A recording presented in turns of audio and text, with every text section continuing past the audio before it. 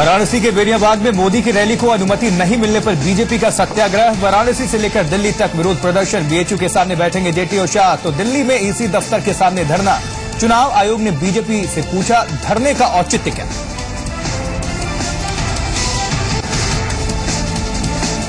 वाराणसी के बेनियाबाग में मोदी की रैली पर चुनाव आयोग और बीजेपी में ठनी। अमित शाह ने कहा, शरारत कर रहा है प्रशासन। डीएम को हटाने की मांग पर अड़ी बीजेपी।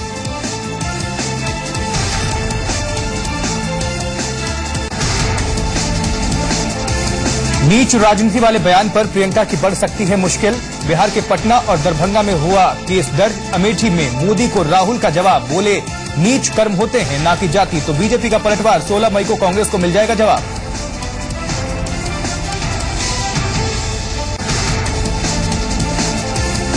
इशरत जहां केस में अमित शाह को क्लीन चिट। स्पेशल कोर्ट में सीबीआई ने दाखिल की स्टेटस रिपोर्ट। 2004 में अहमदाबाद में हुआ था एनकाउंटर।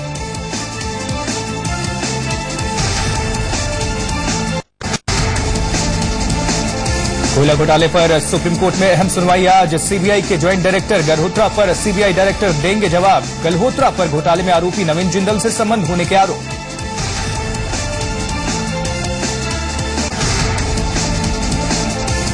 एनएससीएल घोटाले में सबसे बड़ी कार्रवाई। कई घंटों की पूछताछ के बाद जिग्नेश शाह गिरफ्तार। एसटीआईएल के पूर्व एमडी श्रीकांत जावलेकर भी गिरफ्तार।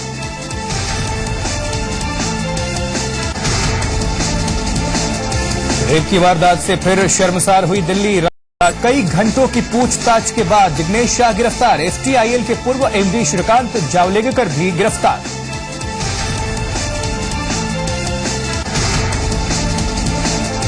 रेप की वारदात से फिर शर्मसार हुई दिल्ली। राजधानी के मंदिर मार्ग में 30 साल की महिला से गैंगरेप। 3 में से 2 आरोपी गिरफ्तार।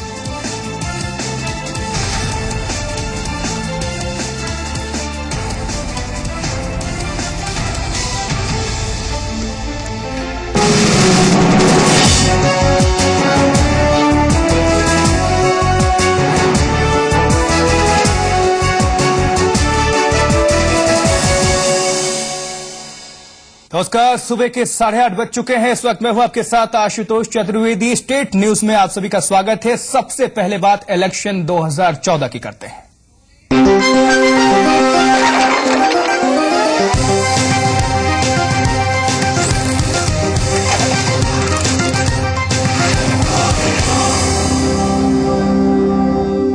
पावर्ड बाय देश के अन्नदाता की शक्ति पंप। प्रायोजक अंबुजा सीमेंट, विराट compressive strength, Fortune India's number 1 cooking oil, Godrej expert rich cream, best ever hair colour और V Guard stabilisers, India's largest selling voltage stabilisers.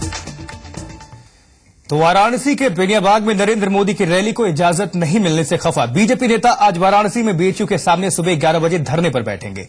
BJP नेता अरुण जेटली, अमित शाह, अनंत कुमार और लक्ष्मीकांत वाजपेयी समेत कई नेता और कार्यकर्ता धरने पर बैठेंगे। तो वहीं दिल्ली में भी बीजेपी नेता चुनाव आयोग के दफ्तर के बाहर प्रदर्शन करेंगे। इससे पहले यूपी बीजेपी प्रभारी अमित शाह ने वाराणसी जिला प्रशासन पर गंभीर आरोप लगाए हैं। अमित शाह ने रिटर्निंग ऑफिसर को हटाने की मांग की है।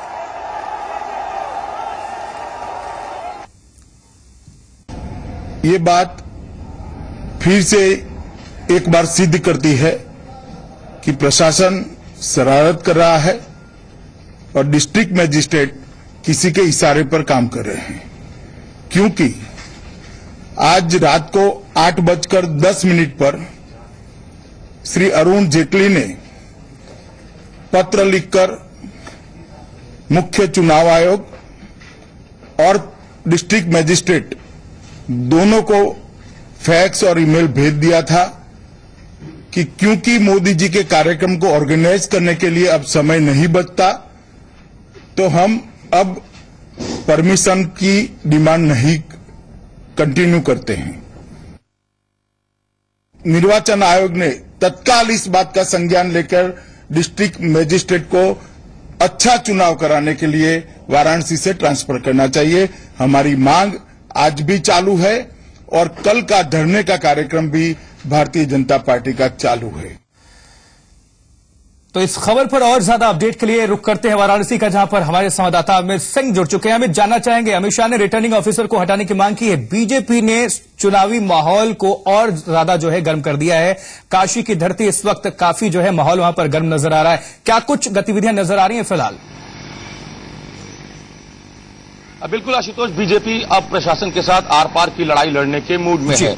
जिस तरीके से अमित शाह ने रिटर्निंग अफसर के ट्रांसफर की मांग लगातार दोहराई है, उससे कहीं न कहीं मामला और गंभीर हो गया है। आज 11 बजे से बीएचयू के मेन गेट पर अरुण जेटली, अनंत कुमार, अमित शाह सहित कई बीजेपी के नेता वहां धरने पर बैठेंगे और इसके साथ ही वो विरोध प्रदर्शन करेंगे और प्रशासन के खिलाफ एक माहौल बनाने की कोशिश करेंगे। आज ही बीजेपी के प्रधानमंत्री पद के जो उम्मीदवार हैं नरेंद्र मोदी, उनकी महत्वपूर्ण रैली होनी है रोहनिया के जगतगंज डिग्री कॉलेज में। तो वहां वो रैली करने के बाद सीधे हेलीपैड पर उतरेंगे बीएचयू के और वहां से वो बाकी नेताओं के साथ केंद्रीय चुनाव कार्यालय पहुंचेंगे। लेकिन केंद्रीय चुनाव कार्यालय वो पूरे शहर का चक्कर लगाते हुए पहुंचेंगे। एक तरीके से बीजेपी आज अपनी ताकत का, अपनी क्षमता का प्रदर्शन करने जा रही है और आम लोगों को बताने की कोशिश करेगी बीजेपी कि उनके अपने प्रत्याशी को मतदाताओं से मिलने नहीं दिया जा रहा है। प्रशासन नहीं चाहता है कि शहर में नरेंद्र मोदी आए, प्रशासन नहीं चाहता है कि शहर के लोगों को संबोधित करने का काम करे नरेंद्र मोदी। तो आर पार की लड़ाई दिख रही है, जिसकी शुरुआत हो चुकी है। कल देर रात से ही वयोवृद्ध नेता और बीजेपी के 7 बार के विधायक श्यामदेव राय चौधरी धरने पर बैठे हैं। तो लगातार माहौल गर्म हो रहा है प्रशासन के खिलाफ। जी अब जानना चाहेंगे कि प्रशासन कह रहा है कि सुरक्षा व्यवस्था को लेकर जो है वो बेनियाबाग में रैली को इजाजत नहीं दे रहा है, लेकिन सूत्रों के मुताबिक खबरें मिली है कि 8 तारीख को रैली के लिए वहां पर किसी और के नाम ये बुक है और वहां पर किसी और जो है कार्यक्रम को आयोजित करने का कुछ प्लान रखा गया है, ऐसा जानकारी हमें मिली है। देखिए, प्रशासन जिस तरीके की बात कर रहा है और जो दोहरा रवैया अपना रहा है, क्योंकि 2 घंटे पहले तक प्रशासन कह रहा है कि कानून एवं व्यवस्था के चलते हम आपको गंगा आरती की इजाजत नहीं देंगे। हम 2 घंटे पहले तक प्रशासन कह रहा है कि हम आपको 150 लोगों को संबोधित करने की इजाजत नहीं दे सकते हैं, क्योंकि आप सड़क के रास्ते आएंगे तो कानून एवं व्यवस्था एक बड़ा मुद्दा रहेगा। लेकिन 2 घंटे बाद आप यू टर्न लेकर कहते हैं कि बेनियाबाग छोड़कर बाकी सभी कार्यक्रम की इजाजत हम आपको दे रहे हैं। ये जो दोहरा रवैया है प्रशासन का, वो सामने आ गया है। जो सवाल आप उठा रहे हैं कि 6 बजे के लिए ऑलरेडी एक एनजीओ को वो बेनियाबाग मैदान बुक कर दिया गया है सिर्फ और सिर्फ झंडारोहण करने के लिए, तो ये तो आम आदमी भी समझ सकता है कि आज न तो 26 जनवरी है, न तो 15 अगस्त और न ही कोई राष्ट्रीय महत्व का कोई पर्व है। आखिरकार झंडारोहण के लिए और अहम सवाल आपसे करना चाहेंगे, आखिर ऐसे मौके पर क्यों इजाजत दी गई? अमित, बेनियाबाग का आखिर फैक्टर है क्या? प्रशासन क्यों जो है वहां पर जो है परमिशन नहीं दे रहा है बीजेपी को जो है रैली करने के लिए? आखिर क्या कुछ जो है समीकरण बन सकते हैं, इससे बिगड़ सकते हैं? क्या कुछ फायदा हो सकता है सियासी मायने में? देखिए, दोनों मायने में बेनियाबाग का महत्व है। पहले तो बेनियाबाग बनारस शहर में इकलौता ऐसा जगह है जहां एक साथ 40, 45, 50 हजार लोग समा सकते हैं, एक साथ उसके अंदर आ सकते हैं। और शहर में अगर कोई भी बड़ी रैली होनी होती है तो इसी जगह पर होती है, क्योंकि इसके अलावा कोई और ऐसी जगह नहीं है प्रॉपर शहर में जहां आप एक साथ इतने लोगों को संबोधित कर सके। लेकिन ये तो इसका जो एक भौतिक महत्व है वो है। इसका जो राजनीतिक महत्व, जो सवाल आपने किया, बेनियाबाग का जो इलाका है वहां अल्पसंख्यक समुदाय के लोग बड़ी संख्या में निवास करते हैं। बीजेपी यहां रैली करके सबका साथ सबका विकास जो उसका नारा है उसको आगे लेकर चल सकती थी। वो ये बता सकती थी कि हमको सभी लोगों का, सभी वर्गों का समर्थन प्राप्त है। हमने वहां रैली की, बड़ी संख्या में वहां से भी लोग हमको सुनने के लिए आए। 1991 में जब श्री चंद्र दीक्षित यहाँ के मेंबर ऑफ पार्लियामेंट हुए, उन्होंने भी वहां एक सभा की थी। वहां थोड़ी बहुत डिस्टर्बेंस जरूर हुई थी। उसके बाद से कोई बड़ा कार्यक्रम बीजेपी का वहां नहीं हुआ। प्रशासन उसकी इजाजत वहां कभी नहीं दिया। तो प्रशासनिक मायने भी है बेनियाबाग के और राजनीतिक मायने भी है। तो प्रशासनिक मायने इस मामले में है कि वहां एक साथ बहुत ज्यादा लोग आ सकते हैं। बीजेपी को फायदा हो सकता था कि शहर के लोग सुनने आ रहे हैं, सभी वर्गों के लोग सुनने आ रहे हैं। सियासी और आज इस समय जो तात्कालिक माहौल है उसमें प्रशासन का कहना है कि वहां कानून एवं व्यवस्था भी एक बड़ा मुद्दा हो सकता है। नरेंद्र मोदी जेड प्लस सुरक्षा उनको मिला हुआ है और हर जगह नरेंद्र मोदी की सुरक्षा सबसे पहले फर्स्ट प्रायोरिटी में है। तो हम वहां आपको चुनावी सभा करने की इजाजत नहीं देंगे। तो दोनों ही मायने निकाले जा रहे हैं। कंस्टिट्यूएंसी है, अपनी कंस्टिट्यूएंसी में कोई प्रचार नहीं कर पाए तो ये लोकतंत्र पर आघात है। और मैं मानता हूं कि चुनाव आयोग को इसको गंभीरता से लेना चाहिए।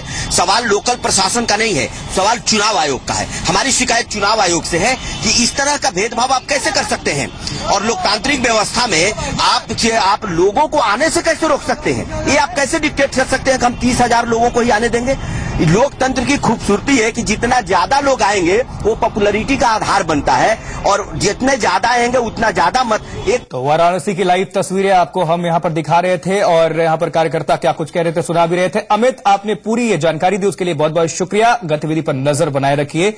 तो निश्चित तौर पर काशी की धरती इस वक्त जो है वो पूरी तरह से गर्म, सियासी तौर पर अगर बात करें तो काफी जो है हॉट नजर आ रही है। अगर आगे बढ़ें तो उधर निर्वाचन आयोग ने बीजेपी नेता अरुण जेटली की चिट्ठियों का जवाब दिया है। आयोग ने कहा है कि आयोग ने उनकी चिट्ठियों का जल्द से जल्द संज्ञान लेकर उत्तर दिया है। आयोग ने बीजेपी के सत्याग्रह को लेकर हैरानी भी जताई है। चुनाव आयोग के मुख्य सचिव ने जेटली की चिट्ठी को उन्होंने लिखकर बताया है कि 3 में से 2 कार्यक्रमों की अनुमति दे दी गई है। चलिए यार, रुकेंगे एक छोटे से ब्रेक के लिए। ब्रेक के उस पार भी खबरें लगातार जारी हैं। बने रहिए जी संगम के साथ।